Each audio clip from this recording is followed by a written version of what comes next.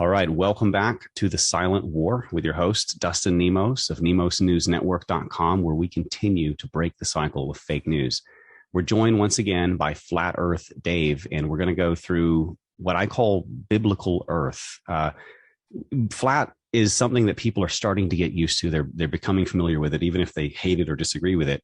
And many people agree with it, thanks to your work, Dave. Because you're out there constantly like debating it with the science, the facts, the reason, and you're just dealing with all the blowback and the insults and everything. So thank you for that. But many people, thanks. Yeah. And many people ignore some of the other aspects, which I want to put it all together and just go through it and discuss kind of at a broad level. We don't have to drive too deep, but it's not just flat. I think that it's also, I believe, and I think we're going to make a case for that it's also a young Earth, less than 9,000, 10,000 years old, according to pretty much every method of dating except carbon dating, which is bogus. We also see that, I'm going to argue that there's a scriptural biblical firmament, like a bubble above us, like we're in a snow globe. But I'm going to admit that the science there is a little bit lacking. You can get into some of the stuff they've done with NASA and some of the Antarctic stuff to show some examples of evidence for that.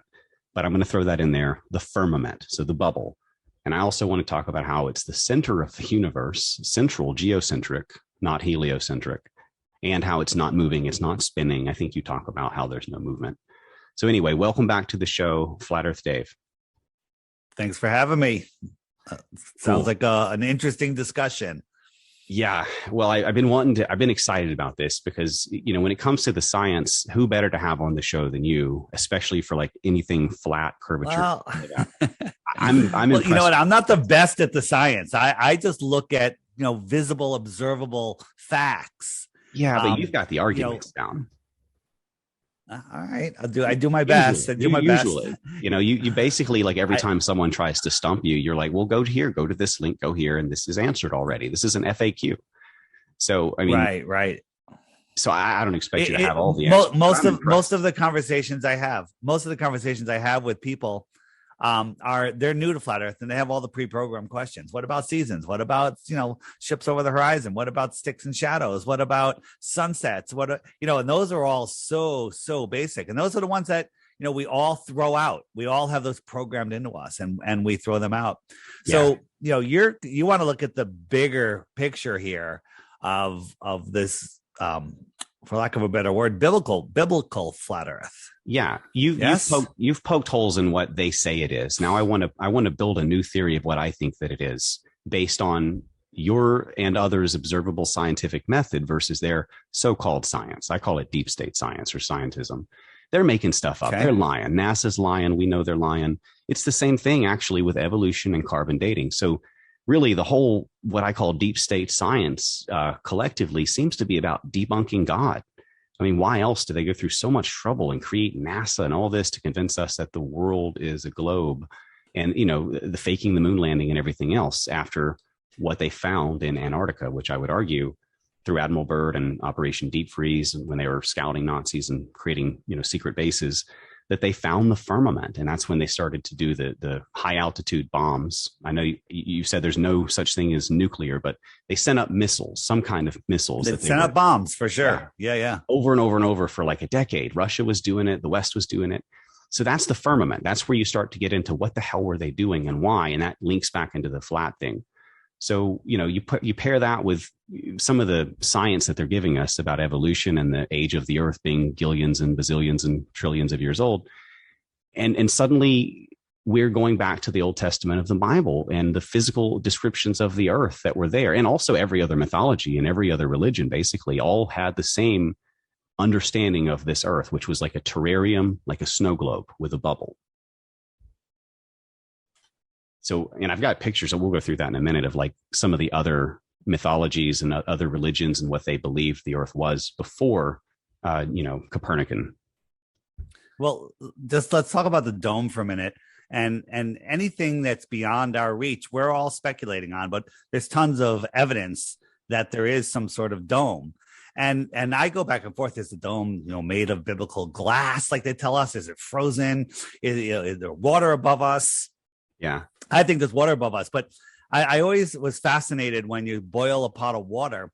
If you look before it starts boiling, you get these bubbles on the bottom. And so imagine yourself inside that bubble as a little tiny guy standing in there. You're standing on a flat surface with a dome above you, with waters above the dome. But what's the dome made out of? It's just held up with pressure and some sort of energetic field, if you will. So is the dome energetic? Is it solid? I don't know, but we've done lots of experiments. We've heard lots of stories about sky ice in Antarctica, and I've had a whistleblower, again, a NASA whistleblower, who said that it gets thicker and thicker. When like the Go Fast rocket hit, that was like it hit a plasma, and then it gets thicker from there, and then it becomes solid after that. And that's coming from somebody at NASA that can't confirm or anything. He rang true to me. We were emailing back and forth, and then he disappeared all of a sudden when it got really interesting. Sure, yeah, that seems to be how that typically goes. But I mean, we can argue for the evidence, I guess, from a scriptural, from a Hebrew word breakdown etymology perspective. They were definitely meaning a physical solid barrier. In my opinion, I've got a post on this on the serapium.com about the firmament. It's called the firmly solid firmament. But from a science perspective, it is interesting that like NASA types are now saying that there are like man-made barriers in space that we can't like penetrate or something like that, invisible barriers and stuff. So this isn't like the more mainstream science now, which I thought was interesting. But they're definitely not going to admit there's a bubble, there's a firmament, but they're going to go through and try to somehow explain it because people are beginning to figure it out. Yeah, they're making up stuff left and right. It baffles me. Yeah, right. And we just had the Artemis moon landing. Moon trip was just postponed, and they said it was weather. I say it was too many people with P1000 surrounding the place. So we'll see what happens. Maybe they'll try to launch it at nighttime. But if they launch it during the day, we're going to see some interesting stuff for sure. They recently promised and then failed to come through on billions of dollars of like deep space imagery from a big telescope. I don't remember all the details, but then supposedly like it was damaged or something. They didn't get all the big pictures that prove everything. Of course, once again. Well, James, are you talking about James Webb? The James Webb telescope? Yeah, I think it was that. Was it recent? Last couple of weeks? Yeah. So it got damaged, but it didn't get damaged where it's not doing it. And the images they're bringing back are literally hysterical. Oh. They're hysterical. I was making them in Canva, whatever, just a simple editing program. Right. I'm showing you a Hubble picture right here. Yeah. And this is a James Webb picture. And this is one that my friend Jenny made in Canva.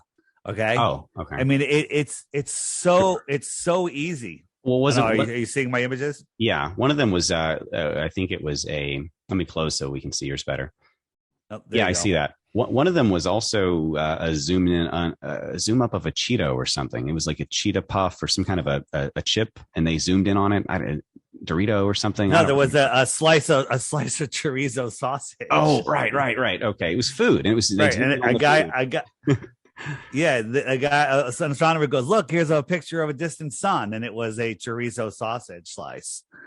Yeah. Okay. They're just telling us, they're rubbing it in our faces. That was no leak. That was like, hey, look, we'll even show them how stupid they are. And then people still will believe it. I mean, there's people that say, even if an astronaut came and said we faked the moon landing, I still wouldn't believe it. Yeah. Well, I mean, I wouldn't believe that we faked it. There's a great video out there. I think you've shown it to people. It's called Astronauts Gone Wild, I think it is. And it just, all of them getting busted. Yeah.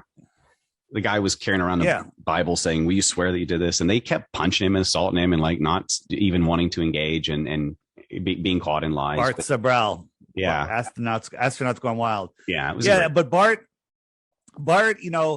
he exposed that they faked the moon, but he still believes we went into space. He still believes that the Earth is a globe. So Bart's an interesting character. Yeah, he'll get there. I've had many conversations with him. So I don't know about that. Not everyone will get there. You might be right. So for those who have figured out the flat part, like I'm not here to preach Bible. I'm a journalist, a reporter. I'm not a preacher, but according to the scriptures, and I got this from Rob Skiba. He's another, or was another, he's a late great, I guess, big voice in the flat movement. And he's sort of went through the scriptures and did an artistic rendition of what the world looks like according to God. And this is what he came up with the chambers below, the firmament bubble, God kind of like sitting above us, and, four corners, but still within a round plane under that bubble.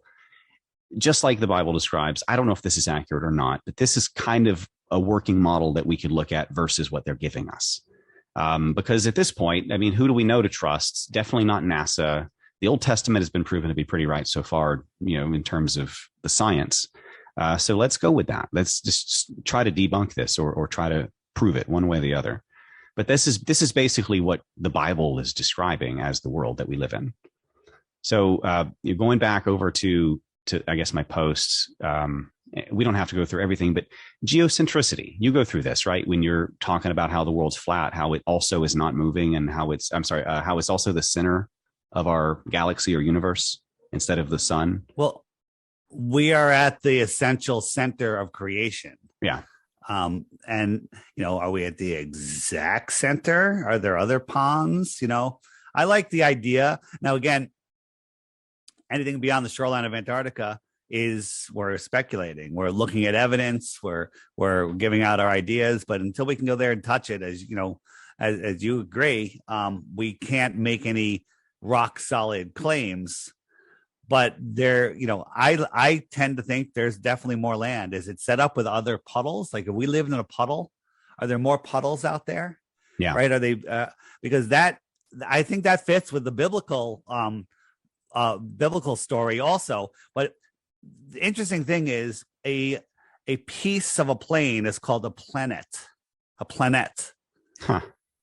It's a That's planete. Funny. That's right. Funny. A piece of the plane. So if the world is set up where we live in this pond, and just a few thousand miles away there's some other ponds, right? You've seen this map, right? We live here in this pond, and then these other planets. These are other pieces of the plane out here. I've seen, and they're just tens of thousands of miles away. I've seen some pretty ancient. I've seen some like this, but I've seen some pretty ancient, like Chinese maps and stuff, where Antarctica was shown, but it was shown without ice, and it was shown represented with all types of different animals and dinosaurs and weird, stuff, almost as though there were lands beyond. And Admiral Byrd described the same thing: lands beyond, unlimited resources, enough to fuel generations of the world. Right, mountains of resources, as he described it. So, that space beyond the Antarctic shore is huge. I don't know how big it is. There could definitely be other things out there. I suspect, Byrd was right, and that there's some Hollow Earth stuff happening too, perhaps. But, just dealing with what we can see, like you're saying, it's speculation. You go back to ancient maps, things get really interesting. Hyperborea. I think, and again, I don't, the whole thing with Admiral Byrd and the Hollow Earth, I think that's a trap. And again, I wasn't there. I don't have any firsthand experience. I think it's a trap because he said that there is more land. Well, what if they just turned us inside out and put us inside a ball? As long as we're in a ball, we're still in that mental matrix of a prison, and we don't expand our minds outwards. Sure. They tell us we only use 10% of our brains, and that's because we think we live on a stupid ball. But when you live on an extended plane, your thoughts extend farther out. Yeah, well, I guess my understanding of hollow has changed a lot since I figured out the flat thing. I think it can be both in terms of like biblical Sheol or it could be layers the Greek below Tartarus. Us. Yeah, I think there are layers below us, and I think that there are there could be civilizations down there. We know that like the giants of Old Testament Bible like to live underground in certain times, and we also know that like certain civilizations were building underground bunkers that could hold like at least tens of thousands of people alive, with places to have cattle and grow food and all sorts of stuff. They were like staying down there. So I don't know. It's possible though. So anyway, all we really have for that is like ancient myth, and then Admiral Byrd, and then a couple of rumors. Yeah, we don't know what's below 8 miles. So what if below that impenetrable barrier is another realm, just like this? I don't know. I don't know, man. Like, and it's this, we don't know, and we don't pretend to know, but asking these questions is sort of the scientist's job, and they're just kissing the NASA butt right now. So we have to ask these questions. Yep. So, geocentric, the idea that we're spinning around the sun is obviously debunked, flawed, and you can observe this from anywhere in the world that we're not, if you know what you're doing. So that theory is put to rest. It seems that as you said, the earth is the center of creation. The Bible seems to stand by that. I don't think we need to argue that. Anybody can see that in the scriptures. There's also some scientific experiments for the skeptics out there. I just want to mention, like the Michelson-Gale experiment, Aries failure, and the Sagnac experiment, which all fail every time you try to show any movement of the earth. So those are also testable and repeatable failures. Yeah. So those are important as well in terms of like movement. So we're the center and we're not moving at all. We're like as God said, we're fixed and unmoving. I don't know about the pillars, right? That's going to be difficult to prove the pillars, but again, you could take the biblical word that we're on pillars, but we don't know what's below us. Exactly. But as far as not moving, right? Have you ever seen an earthquake, which just shakes the land a little bit, doesn't spin it, whirl it, and twirl it, and move it at ridiculous speeds? It throws water out of a pool. Just an earthquake. Yeah. This is an earthquake in a pool. To think that we're spinning, whirling, and twirling at going in all these different directions at once, it just is not logical. Well, it's such a big circle and we're already going that speed. But no matter what speed you're going, as soon as you speed up, slow down, or turn, that's acceleration. Yeah. So when you turn, that force is called acceleration. It would fling everything off. And if the earth is spinning at 1,000 miles an hour, all of the water is going to go to the equator. Okay. Yeah, sure. It's nonsense. The heliocentric model or fling out. So nonsensical. It's so nonsensical that people can't see it. People that are asleep and brainwashed with all the indoctrination, the lie is so big and so absolutely scientifically impossibly preposterous that their brains can't fathom a deception that massive. Yeah. Well, does that make any sense? It is interesting that even the mainstream scientists like Michio Kaku are putting out movies like The Principle, basically showing what we're talking about here. They're not going into flat. They're just talking about how there's no movement and we're the center. But they are discussing this at a mainstream level now. It's like it's too big to hide. They have to do something. And they're just trying to delay. I don't know that they can stop it, but they're trying to delay it or something, or spin it toward aliens. I don't know. But then Michio Kaku made his famous quote saying that science is off to a factor of 10 to the 120th power, I think it says. Yeah. You can't fathom what that is. Think about this. A trillion, I think it's 12 zeros. Mm-hmm. 12 zeros is a trillion. And a trillion, a trillion seconds is 31,000 years. Okay? You can't fathom what a trillion is. Well, 120 zeros? If you added one more zero to a trillion, the number is so unimaginable. Yeah. Then you add another zero, right? And then add another. And when you're adding a zero, you have to do everything that's already been done 100 more times. Yeah. It makes no sense whatsoever. And I think they like to play on a different topic with big numbers. Like there are pro-evolution scientists out there. I don't remember the name. I've got quotes somewhere. But basically they admit that carbon dating itself spits out big numbers. It's really useful, but it doesn't actually give you any accuracy. You cannot rely on it. So the big numbers thing in science often plays to their advantage, because the more complicated they make it sound, the guys in the white coats, the less people are going to look into it for themselves. Just trust the story.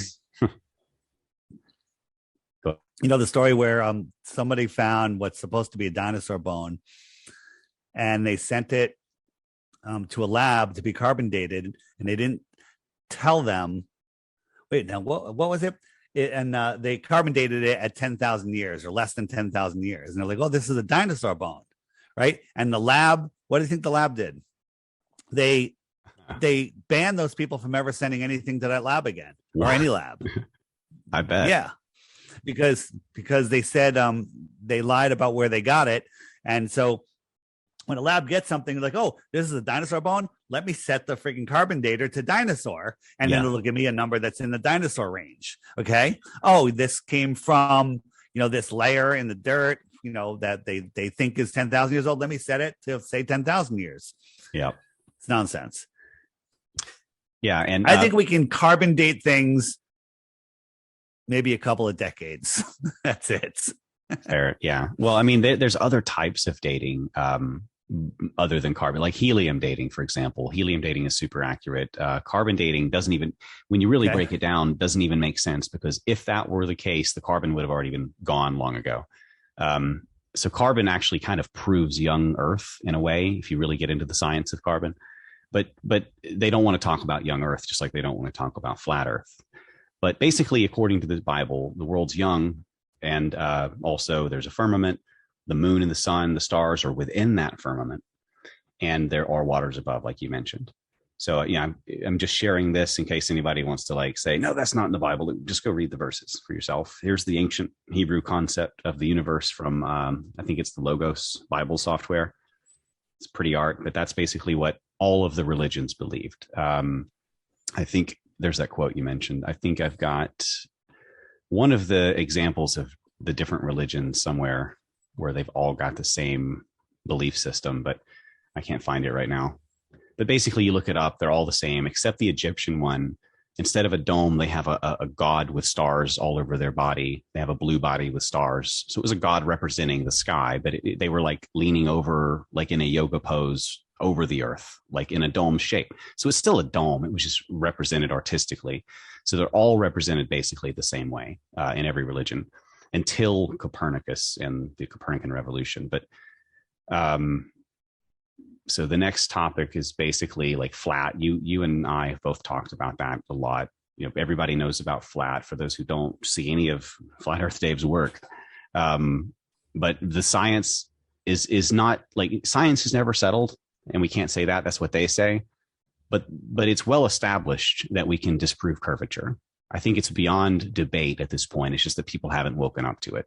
No one can prove curvature anywhere, and all they can do is censor and insult. That's the way it goes. They can't win the debates. So with that said, right. One of the links I've got is the agenda. I don't necessarily want to go into that, but it is interesting that groups like the Freemasons in their symbols historically have always shown that the world is flat. It's right there in their symbols if you look for it. So they've known for a long time, or at least that's what they believed. So with that said, I think we covered young, we don't nearly need to talk about flat. We covered geocentric, and we covered unmoving. So that's basically my understanding of biblical Earth. It's a lot of the same sorts of evidences that you find with the flat thing. If you're dealing with NASA and you're trying to argue flat Earth, it's the same everywhere else. If you're dealing with a young Earth argument, it's the suppression from the government. It's suppression from the mainstream scientists. They don't want to talk about young. They won't debate it. The science seems to be, among those who are willing to debate it and discuss it, the science seems to be on their side. Young Earth, helium dating, all those other forms of dating, not carbon dating. Because carbon dating, you can, as you said, you can disprove it easily just by testing stuff with it. Just don't tell them where you got it from. So young is a big aspect to this too, because if this is true, then back to the agenda topic, they're hiding all these things that prove the Bible to be real. I think there's an agenda. I think it goes back to the secret societies. I think that, my background, yours is, you're more of an expert than I am on flat Earth, but my expertise go back to the deep state, their belief system, their occult history, history sort of that's been suppressed and censored in and of itself, because I've been studying what they believe and why. And from the other side of it, they hate God. They're trying to suppress the Bible, I think. So, everybody knows there's sort of a war on religion. Do you think that they've corrupted the Bible? They've changed it. Oh yeah, they have. I can show. Yeah, I can show the different Bibles disagree with each other. So but not the original text. Like you can go back, you can get the original text, and you can see how they changed it. Like you can't hold the text, but you can find the copies online. You can do the research on Hebrew, and you can see where they added a word that wasn't there. One example is in like the King James Version and the New International Version, like the most popular versions. In the NIV, they took out whole passages. They just deleted them from what was in the KJV. Why would you do that? That's not a translation error. Turns out what they took out was the reasons that Jesus came to earth. They took it out in multiple places. So there's a war specifically against Jesus. And I think it's because their secret society used to rule the world openly with all the baby sacrifice and blood gods and all this stuff. And then after, Jesus and all the stuff that happened in Rome historically, all that went underground. And they want to bring back their one world government, their new world order, and all of their, blood sacrifice, God King stuff, just like they had back then. They want to bring back the rule of the old gods. And that's what I've found in my studies and what they basically write about in their own, Freemason and other secret society writings. Hey, I wanted to show you something you mentioned. Can you unshare for a second? Sure. Yeah. You mentioned the Egyptian god, doing yoga. Yeah. Holding up the firmament. So they give us a story of Zeus holding up the globe or Atlas. Atlas. Yeah, Atlas. And so the question is, if we live on a ball, what's he standing on? Right? Yeah. What's he standing on? Right? So that makes no sense. And then if you look back, in older books and stories, he was holding up the firmament. Yeah. Okay. They changed it to the globe. Like I think I remember cartoons when I was a kid. Yeah. Of Zeus holding up the sky, and it goes all the way back to the Egyptians, where their god is holding up the sky. That's it. They all basically agreed until Copernicus and the Freemason lies. And they have spent 500 years preparing the world for what I would call the grand deception from the Bible. And I'm not preaching, but I think they're going to bring aliens. I think they're going to bring fallen angels posing as aliens back into the world, back into the public eye, like in the flesh, returned from prison. Will this happen before Flattoberfest in October or after? Well, I think technically like it happened about the time of Roswell. And then basically they have been prepping planet Earth through their alien devotees in the desert, having all those like contact in the desert seances, not judging, but there's a lot of those, and they have a lot of communion sort of or seance aspects to them where they're sort of channeling things. It's weird with aliens with spaceships if it's a high tech thing. Seems to be more of a spiritual thing. But anyway, these fallen angels have been basically working with the government in places like Area 51, which is all the stuff that the alien people are talking about, except that they're not aliens. They are fallen angels because there's no such thing as space. Where did these things come from? They could come from the outer space, the lands beyond our shoreline. But they're not human. They're something else. There may be non-human life forms beyond our pond. Again, yeah. I believe that there's other life below us. Maybe the aliens are coming from below us and the extraterrestrials are coming from the extraterra. What do you know about? Oh, go ahead. Sorry.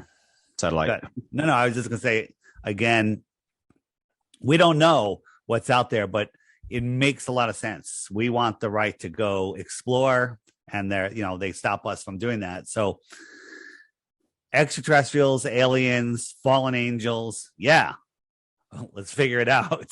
So it's not coming from outer space, though. That's the thing. Yeah. Everything that's happening is happening here on the earth. Some of it's below us and some of it's out, every direction away from you.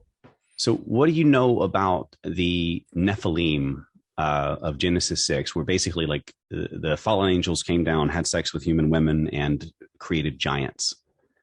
And that's where you get the story of Atlas, for example. But basically, that's what the archaeology and the anthropology both show us, and the genetic sciences also show us that humanity has been hybridized. Like Rh negative genetics is a genetic proof that we're a hybrid species.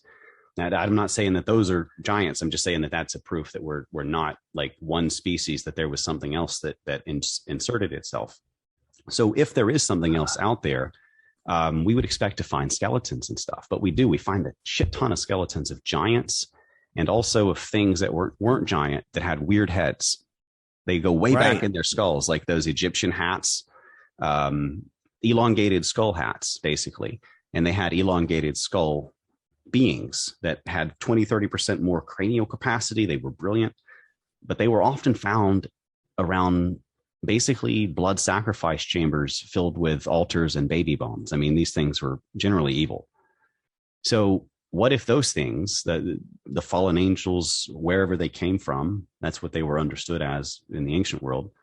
They called them the B'nai Ha-Elohim. They mated or mixed or genetically tampered with or whatever humanity. And that's where the ancient aliens crowd are trying to say, aliens created us. We came from aliens. Look at all the history that proves it. I would just, humbly suggest that it wasn't aliens. It was the fallen angels, because space is a lie. And then that means that they're evil and they're here to destroy us. But I think I've seen enough evidence to believe that there was giants, and there are still giants here on the Earth. There's a channel, I think it's Instagram, and it might be on TikTok also, and might even be on YouTube, called I'm the Impossible Dreamer. I'm the Improbable Dreamer. Improbable. Yeah, I'm the Improbable Dreamer. And go through his videos, and he's showing you evidence after evidence after evidence of lost civilizations, giants being hidden from us. And the reason they hide the giants is because it blows their whole evolution story away. And it could, it blows their entire Big Bang, to pieces. And there's video of giants walking among people back, 100 years ago or less. Yeah. And I mean, there's a ton of evidence. Are they the Nephilim? I don't know, man. I don't know. Funny, crazy story. Before I knew about any of this, before I knew about flat Earth, my cat's name is Nephilim. That is weird. So I found my other cat is Anunnaki. Oh man, that's funny.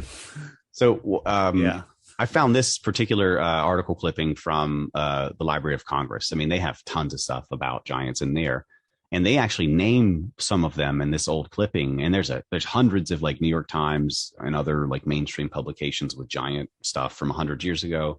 But then it just all disappears. But they name 30-footer giants right here, the ones that we know of, when they've found the skeletons of them. I mean, like, who's Count Ducart of Dauphiny, who was 22.6 feet high in the 16th century? I'd love to know. But there's a lot of that type of evidence out there in the written format, in the historical archive, especially from places like Utah and all over America, for example, where they're just digging up 12-footers left and right. And then you also, not just the Bible talking about cannibal giants, but like Native Americans apparently fought wars with 6-fingered, red-headed, cannibalistic giants in North America and like killed them basically. But there was a period of time where, the Native American gesture of greetings, where they hold up the hand, was basically developed so that they could count the fingers, make sure you're not one of them, which is, I've heard that. Makes a lot of sense. So, and then here people wonder about the megalithic ruins. Like, if you look right here, it's in the history. It shows you giants built the megalithic ruins. Giants as tall as giraffes. And then they wrote it on their walls when they were building them. So there's a lot of that kind of evidence out there. So it's like all of it's just everywhere in plain sight. And the mainstream science is suppressing it and giving us lies like globe Earth and evolution. But the real story of humanity is this massively different story. But anyway, the point that I got to is that many times these giants were cannibals.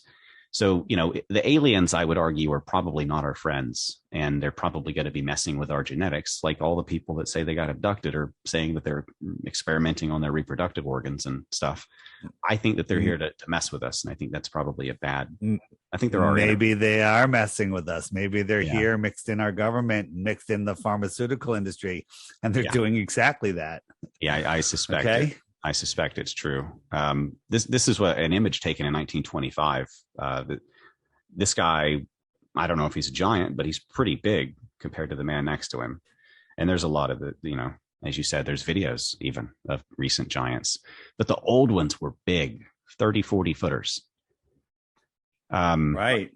And through the and a lot, what's important is a lot of this is like what historians look for. Also, it's like dispassionate, like local histories. It's not books of people trying to convince you that there are giants. It's the local histories and what they found while they were digging in their backyards, and they reported and they sent it to the Smithsonian.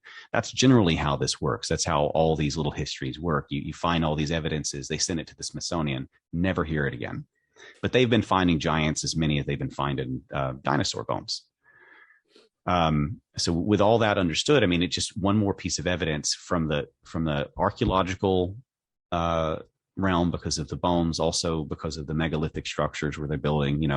Giants were real; they were everywhere, and in the ancient world, they were cannibalistic Nephilim. That's what they were understood as. But they came from these things that are posing as aliens, and that's what I'm worried about now. Which is why I'm like, guys, it's more than flat. There's more to it. And there's like this biblical earth aspect that they're suppressing at the government level. They hate it. They don't want this out there. And this is, I think, why they've invented Globe Earth, to hide this.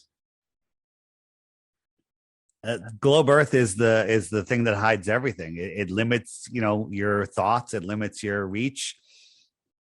It hides the true realm. There are lots of people that believe the giants are going to come from beyond Antarctica.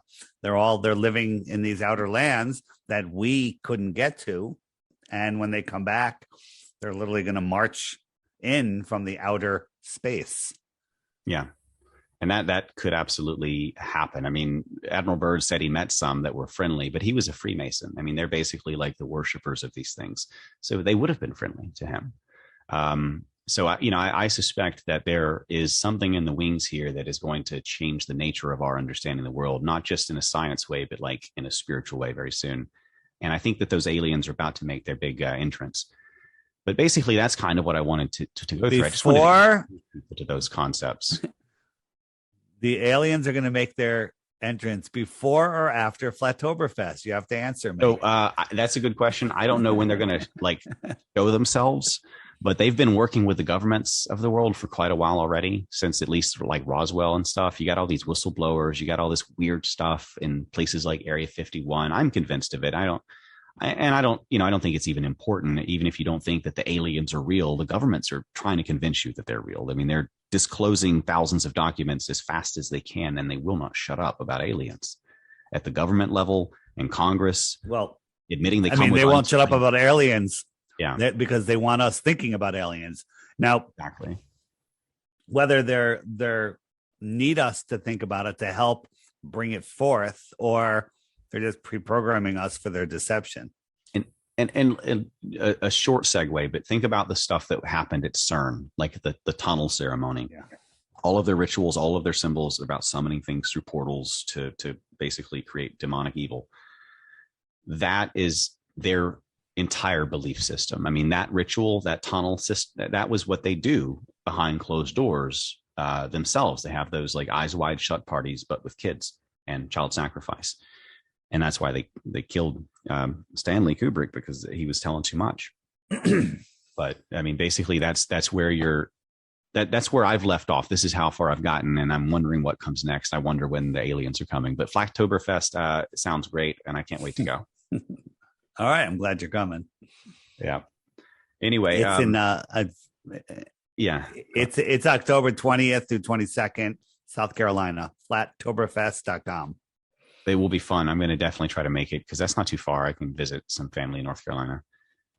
Cool. So people, don't take my word for it, obviously, but go and look up the stuff that we've touched on here, because if you've been looking at just the flat thing, then I think you're missing a lot of the other stuff that's really important also, especially their belief in like a Luciferian religion. In their own words, go look at, go to theserapium.com/rulers. And I break down in their own writings about how they worship Lucifer. In their words, they worship Lucifer and they hate God. They hate God so much that they want to bring us away from him and like deceive us and convince us the Bible is fake. And I think that that's a big part of this war to create deep state science, to create fake science. And when they're doing all their space stuff, and their heliocentric model, which is loaded with 666s, it's a demonic system. The helio-sinister trick, or the soul lure system to steal your soul. But look at the eclipse. Wow. Where am I? Wow. Yeah. Have you ever seen that? The eclipse, that. the umbra and penumbra. Never against the seal of Satan like that. That's insane. Yeah, it's the same thing. Oh my gosh. Yeah. So every day I see new things like this that reaffirm what I believe in this. And I'm not saying I've got all the answers, but right.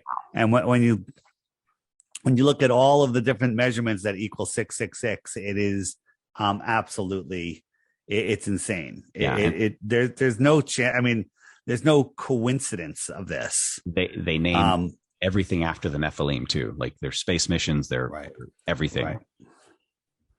Right. And the ISS, it's another satanic symbol. Yeah. Of course. So basically they're just a bunch of Freemason actor Satanists who are like flaunting their really bad acting skills because they keep getting caught with strings and harnesses and bubbles and stuff. But they're trying to convince us full time that there is a globe. That means Elon Musk is in on it. NASA is the biggest consumer of helium in the world. They're just nonstop spending billions of our dollars, trillions of our dollars to convince us of a big lie to bring us away from God. That is a massive level of coordinated hatred. And I would argue that they were there the whole time from Copernicus on, building the foundations of what would become this great deception of modern science, which is not based on the scientific method.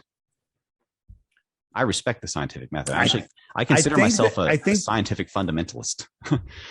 Yeah. I mean, science, was it Michio Kaku that said it, that none of the people in his field use the scientific method. They, theoretical physics has never once predicted anything real.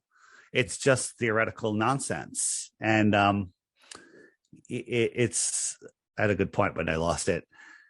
It'll come back. So, I mean, you're right. They are a bunch of clowns, and they're making this up as they go, and we catch them left and right. And I want to start asking the real questions to get to the bottom of it, and building an alternative, not just poking holes in what they're doing, but like building the truth. That's why I made this website, this archive site called the Serapeum. It's all about putting the history back, putting the evidences together, basically a library of hidden stuff. Yeah, I remember my point. My point was, they're hiding more land. They're hiding God. They're hiding the creator, right? So how do they keep us in this heliocentric prison? Well, they made it a prison without bars. We think we're on a ball, so we don't realize that we're caged in within the 60 degrees south parallel. The 60 degree circle, if you will. That's our cage, but we can't see it because we're convinced we live on a globe. So the best prisoner is the one that doesn't know he's in prison. And then they want you being in a science, believing in the whole, all of the science, the astronomy, everything. They want you believing in space, or go into one of these religions because we're going to control you through the religion. I mean, the Catholic Church should be 100% flat earth, but these preachers, whether they're just brainwashed or in on it, or I don't know, those might be the only two options. They're keeping you in a prison. Yeah, I mean, most Christian teachers go to Rockefeller-funded seminaries that teach bad doctrine and recently made up doctrine. Last couple hundred years, new stuff. Same thing with the Catholic Church, which has sort of struggled with its own Satanism, but eventually basically just lost the entire war and has been completely subverted, but ultimately was started as a satanic co-op of Christianity because Constantine never converted. It was a psyop. It was fake. It was basically to create a monopoly on this new Christian thing that killing them wasn't working, throwing them to the lions wasn't working. We have to figure out something else. So they co-opted it and basically then made Catholicism the only Christianity allowed. And then they basically killed Christians for the next 1,000 years, Dark Ages and the witch hunts and all that stuff for reading the Bible without a priest. And the priests are a bunch of pedophiles. I mean, I think you can make a really good case that the Catholic Church fits exactly the descriptions of the scarlet whore of Babylon, drunk on the blood of saints, mentioned in the book of Revelations. They're evil. But not regular Catholics. They have no idea that it's all paganism disguised as Christianity. Mother Mary is Isis. The Mass is based on Mithraism. I mean, it's all paganism. Yeah, it's scary when you look at it, and that's partially how they get away with it, because people don't want to admit that things are that scary, admit that people are that evil. People don't want to admit that the lie is so big, it'll crush their belief in who they are. But people like you and I and all the other people that have discovered we don't live on a globe, we've taken that hit, and it's made us stronger, and it's made us see through the magic. It's like the whole world is a magic trick. But imagine going to see a magician, and you know how his tricks are. You figured out how he does his tricks. Once you see through the tricks, it's no longer even interesting. It's their nonsense it doesn't make any sense to us. I mean, it makes sense to us. It's just nonsense. But then your eyes are open, and you go out in the world and you see it for what it is. I always say the one thing flat earthers all have in common is we're never bored, ever. That's true. It has been. I mean, I'm kind of recently come out as a flat earther publicly. My audience is toward me a new one, which has been fun. But basically, I've had a lot of fun with it. I didn't go through the shock. I mean, I went through shock, but I wasn't angry. I didn't have a hard time with it. It took me 6 hours. I sat down to debunk this stupid flat earth thing. And I watched a couple of Skiba videos about the top 10 reasons we think that it's a globe. And then within 6 hours, I was convinced. I knew we had been lied to. Nice. I took it really well. And then since then, I've just been diving in everything I already knew with what they believe, their deep state religion, Luciferianism, with a bunch of different flavors of secret society. And it's just all connecting all the dots. I was already interested in weird history and weird things like the elongated skull and Rh negative genetics and these megalithic structures and the giants and all that stuff. So that immediately, once I started reading the scriptures in the Bible and putting together what they worship, which is basically the Nephilim. I mean, you read the writings of the Freemasons, they're all about Nimrod, Tower of Babel, and these other Nephilim gods like Apollo, Baal. So basically, it all goes back together. It all connects back to this war against God. Like you said, they're hiding God. And there is this Nephilim sort of aspect to the deep state. The rulers of the deep state are not human. Not fully. They're hybrids. I would agree with that. They're hybrids. Yeah. And I think we have all the genetic evidence to prove they were here the whole time, and they never fully were wiped out. So they're still here. And they look like normal people. The blue bloods? The blue bloods? You could call it that. Some people call them a lot of the aliens crowd, like the David Icke people call them reptilians and stuff. I mean, close enough in terms of personality. They would have the moral code of a reptile, but they're not actually reptiles. They do have a different DNA from humans, and it is something that you can test for. And they have a different skull suture pattern. They have different skull plates than humans. They don't have the elongated, pointy skull, but it's still different on the skull plate. Interesting. Yeah. So they just never disappeared, and they went underground into the ruling class and the priestly class, mostly around the satanic child sacrifice locations. And in fact, there was they found something in North America in New Hampshire called the Baal Stone, which everybody's like, what is that? I mean, was it a child sacrifice altar? Was it not? I mean, it's a slab of rock altar in the middle of a grove. Obviously, it's what it was for, but it's called the Baal Stone. And this was a reference to the Canaanite entity Baal in North America. So our entire understanding of who got to America first was completely off as well. They were actually Hebrew-speaking Native Americans here when Lewis and Clark ventured out. All of our history is a lie. Yes. All of it. So, I mean, I've been all over the place connecting these dots, but the flat thing and the Freemason, deep state, secret society stuff, you put those together with a little bit of Bible, and you're yielding massive fruit when you're studying. Right. There's so much stuff to look into, and you're looking into that niche, and there's the people that are looking into the mud floods and just the giants and all of that, and all of it comes together, but all of it sits on a foundation of a non-moving, flat, stationary Earth, and Correct. and that's what I do is I help people just get off the ball, get on the flat Earth, and then we can figure out what this place really is and where it came from and why we're here. Yeah. So I guess that's all I really wanted to discuss. I'll leave you with any closing thoughts. I want people to be able to find your links and stuff. I mean, when it comes to debunking globe Earth, there's no one better. And there's also no one out there working harder at it. I mean, you're out there constantly engaging in not so friendly debates. So I have a lot of respect for that. Anyone who's willing to debate their ideas in public, gets my respect, even if they lose. But, you're winning these debates. They're just getting angry. And they're like, maybe they insult you. Maybe they say, okay, agree to disagree. Maybe they come around and they understand. But thank you for doing that. Anyway, please share your links in your app and Flattoberfest and everything else. And thank you for coming back. Anybody that can get to South Carolina, October 20, 21, and 22, flattoberfest.com. And it's going to be just like-minded, tons of people, presentations, music festival, barbecue. It's going to be a blast. 3 days, 4 days, just being around amazing and non-NPC people.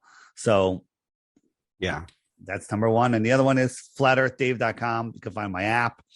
You can find all my social media, all my YouTube channels, everything. flatearthdave.com. Thank you again, Dave, for coming on the show. Love to have you back. And again, appreciate your work. All right, man. Thanks.